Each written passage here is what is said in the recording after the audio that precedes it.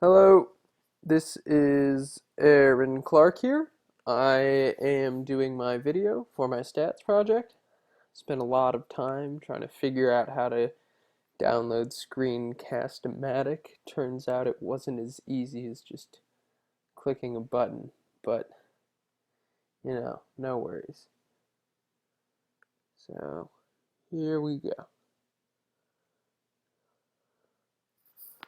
Um, I suppose that I should probably preface all of this with I'm pretty tired, so if I mess stuff up, it's not on me, it's on nature or whatnot, because it's only 9. It's whatever. No excuses. So, yeah, can you tell the difference? I guess that's the name of our presentation. Oh, look at that. The Weasley twins. So, the first thing that we have to deal with is our initial claim. And what that was that 50% of ETHS students would be able to spot the different twin out of a set of 6 pictures when only given a short amount of time to look at that picture.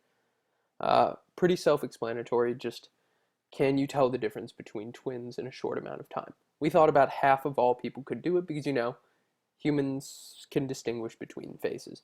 Now, the purpose of this project seemed to be not just about testing this claim, but also about teaching us about experimental design and what it means to create a good experiment, to follow through with that experiment, and also the statistics behind all of that, whether it's learning about what it means to be a binomial distribution or uh, just generally coming up with and applying that binomial distribution to get certain outputs and whatnot. So it seems pretty clear that it wasn't just that the purpose of this experiment, at least for me, wasn't really to figure out how many ETHS students or to test the falsity of that claim. It was also about learning.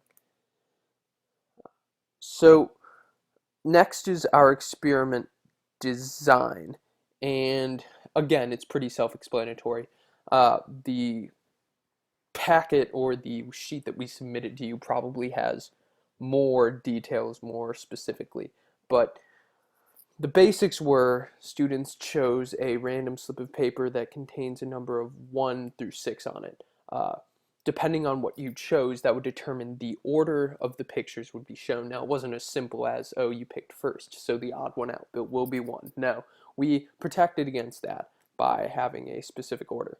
But from there, we would show each picture 5 seconds, and students are asked to try and pick out the twin that is different from the rest. Another cool thing was we, oh yeah, cool. So here is a video. I suppose I could do play-by-play, but I don't know. There's David, and me, and Jamie, and John Wiley.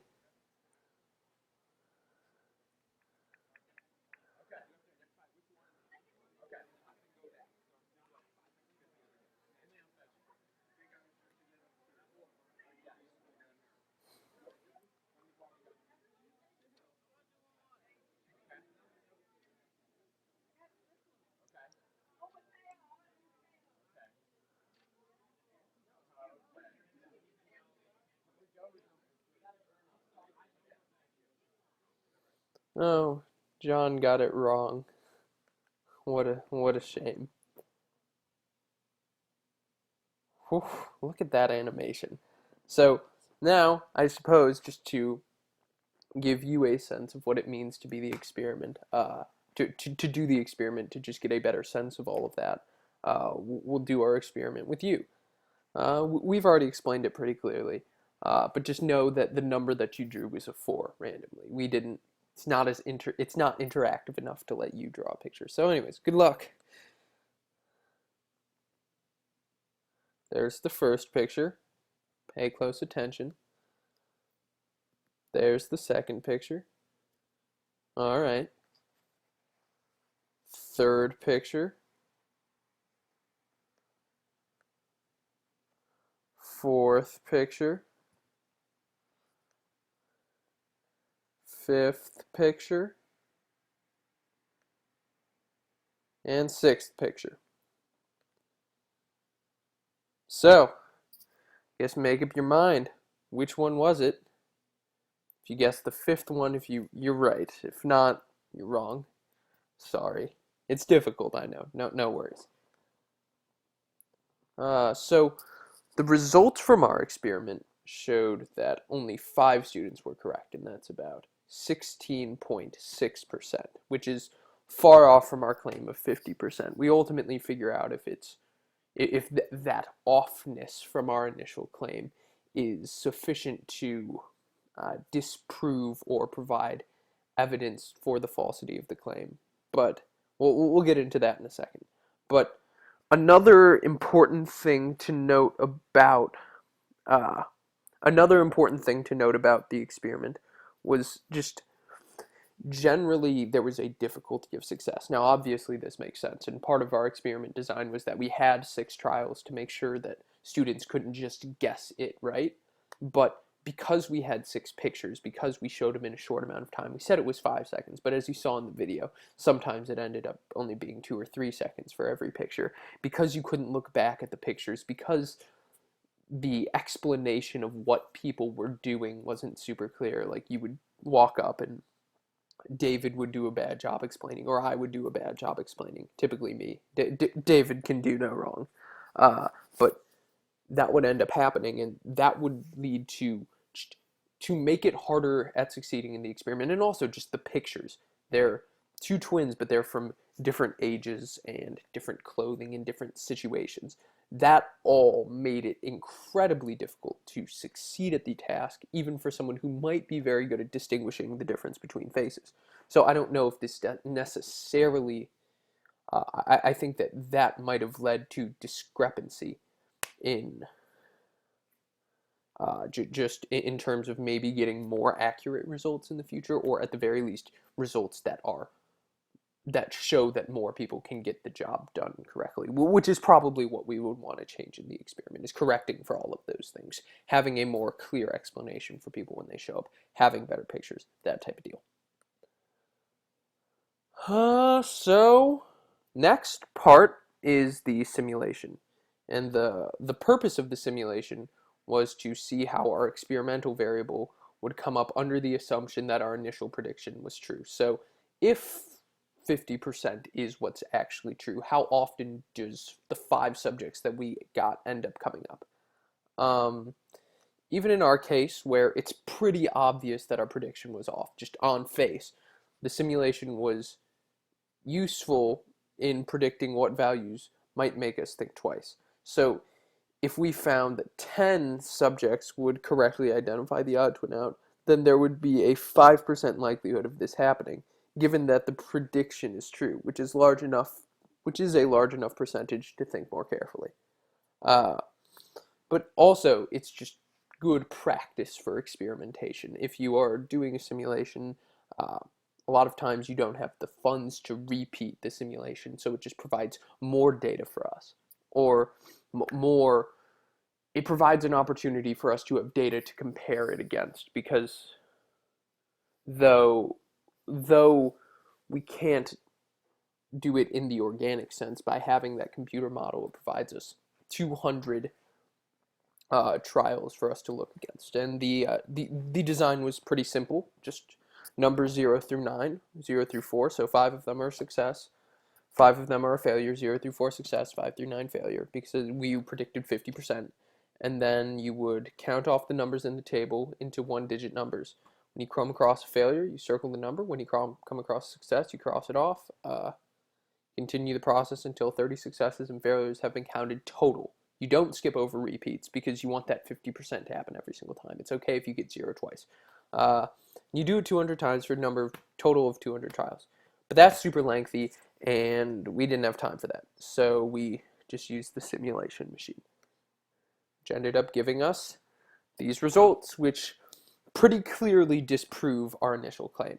It's nearly symmetrical, with a spread of 15 from 23 to 8, and you've got a mode of 17, a center that's right around anywhere from 15 to 17-ish.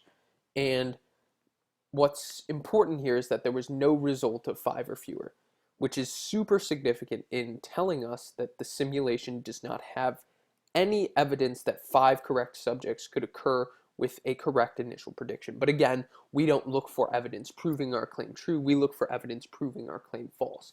And if over the course of 200 trials, our result never showed up when those trials assumed the probability that we initially claimed, it seems pretty clear evidence disproving it. Next up, the theoretical probability model. And this was, well, first, but before we can even deal with what the theoretical probability model is, you have to prove that there's a binomial model, because if you don't meet those standards, then you aren't going to be able to you aren't going to be able to get the right answer. So there are two possible outcomes, S or F. I think that is a typo. It's either true or false. Either you get it correct and you correctly guess it, or you falsely guess it. There's a fixed number of trials, 30.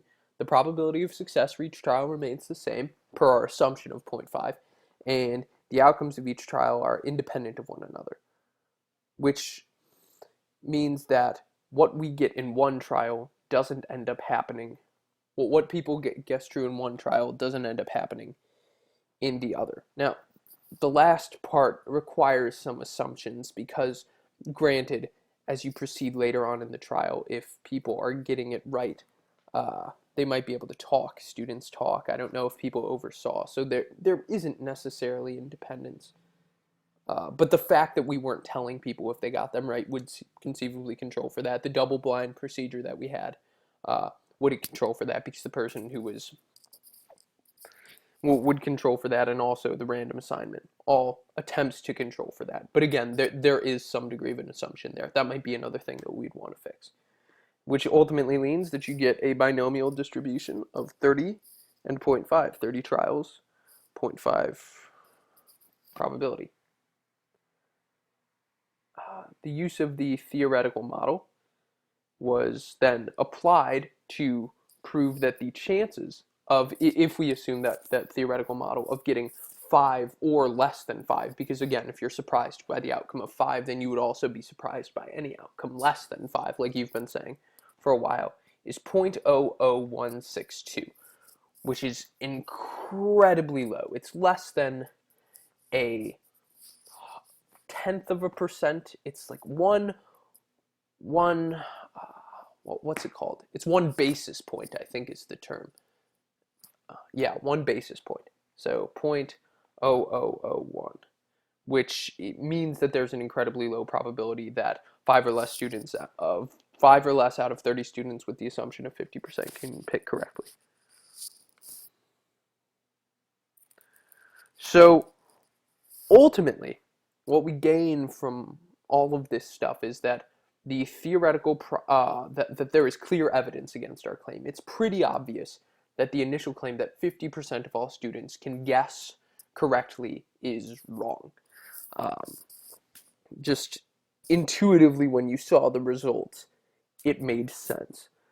But the theoretical probability of our experimental outcome proves that it's unlikely because, again, look, it's like a 0.0001 chance that this ends up happening, 0.01% chance that we get this type of outcome. The outcomes of our simulation also support this claim. There was never, ever an outcome where only 5 people got it less, or less than that for that matter, which both seem to be pretty conclusive pieces of evidence that that our claim was wrong. And ultimately, I think that's all pretty conclusive. One last thing, which I think is important, is the issue of cutoffs. We kind of talked about this when we were talking about simulations, but you've always said a number of about 5% would be good. We don't even come close to that. Ultimately, it's pretty subjective in terms of what is reasonable. We don't really have to make a decision on what is a cutoff because the evidence is so conclusively against our initial statement. Because that's true, we don't really have